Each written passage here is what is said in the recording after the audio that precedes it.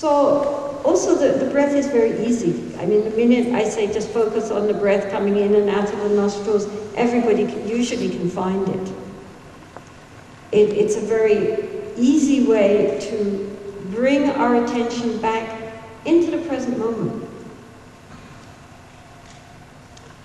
The problem is that the mind finds it very boring. And the mind always wants to be entertained. You know, one finds this, especially, one sees this a lot. Usually it's entertained by external stimuli. If you're in a situation like in a retreat where there is no external stimuli, then the mind clicks in to provide its own entertainment. And what the mind doesn't want to do is become bored. So this is why people watch television. You know, they can't just sit. They need to be constantly stimulated. Otherwise, the mind feels depressed. So the real challenge for when we are trying to meditate in the beginning is to get the mind to be interested in the breath. Because we very quickly find that the mind wants to go everywhere except where we're putting it. And so, like, you know, you can, for example, make a determination to count from 1 to 5, for example. Breathing out 1, slight pause, breathing in, breathing out 2, until you get to 5. But most people don't get past 2. And this is very good for us to know. You know, if you can actually get all the way to 5, you're already doing well. And very few people get as far as 5. In the beginning, mostly, well, maybe the first time because they're kind of intrigued, so they get to 5. But the next time they've done that one. And so by the time you get to 1, you've already scooted off somewhere else. And so to the discipline, it takes a lot of patience and a lot of perseverance to very gently, again and again, bring back the mind. To convince the mind that at this particular time, there is nothing more important in all the world than breathing and knowing that one is breathing. That's all we have to do. There's nothing to do, you know, and the mind always wants things to do. And so it panics when there is nothing to do. Just to be. Just to sit there quietly, allowing the mind to become very open, spacious, but centered on the breath. That sounds so simple, because there's nothing to do.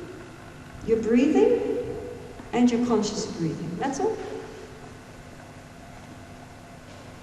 But simple doesn't mean easy. And most people find very quickly how difficult it is to keep the mind concentrated just on something very, very simple.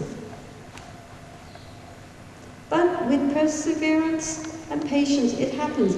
The thing is that we, as I say, we should not think that the thinking is the problem. The thoughts are not the enemy. The thoughts can go on in the background there. The point is that we don't give it any energy.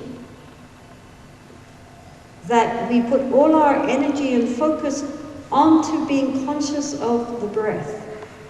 And we ignore the thoughts going on in the background. And when we get carried away again by the thoughts, then we notice that, we bring the mind back. We get carried away, notice, bring it back. Without internal arguments. Without all this, oh, I can't meditate, everybody else is, you know, sitting there meditating, me, I'm stupid, I've never been able to meditate. Goodness, I have scattered mind, what can I do? I've always had a scattered mind since I was a child. My mother said to me that. Noticing, bringing back. No argument. was his name? So Francis de Sales. He was a great Catholic saint. And he says that even if in 1 hour you spend the whole time just bringing your mind back to the focus of your concentration, that hour is well spent. Even if you do it 1,000 times, bring it back, goes off, you bring it back, goes off, you bring it back. That's fine. The problem is when it goes off and you don't bother anymore to bring it back. We have to be very, very patient. Very, very patient, but very persevering.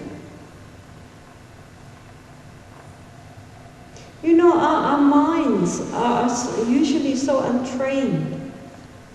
And it's like with a little child. You know, our site manager, he has a little boy, his first son, and he's now, I don't know, about 14 months old. And so he's, you know, balancing and starting to walk. And of course his legs are bowed out, and he, you know, he's very wobbly, and he keeps falling over more than he can stand. Now, if that little boy said to himself, this just isn't working. Those people over there, they've got strong legs, they can just keep walking. Me, look at my legs, they're useless. I can hardly stand, what to speak of walk. This is not going to work. Clearly, I'm never going to be able to walk. Other people can walk, me, no way. And he just sits. I give up. And he will never walk. But fortunately, babies don't think like that. Babies think, if they can do it, I can do it. And they find that, you know, yes, one day they keep dropping over, and next day they can walk 2 steps. Wow, you know, Mummy and Daddy say, oh, well done. Oh, look, he's walking. And, you know, every day a few more steps until he's everywhere and everybody wishes he had not been But our minds are like this, you know, slowly, slowly. You know, yes, wow, I could get up to 3 and I really was with my breath. And then next time you only get to 2, never mind. And next time, maybe 4. And then 6, 10. Slowly, slowly, the mind learns. But if we don't persevere, it will never learn. We have to be very patient, but really keep going.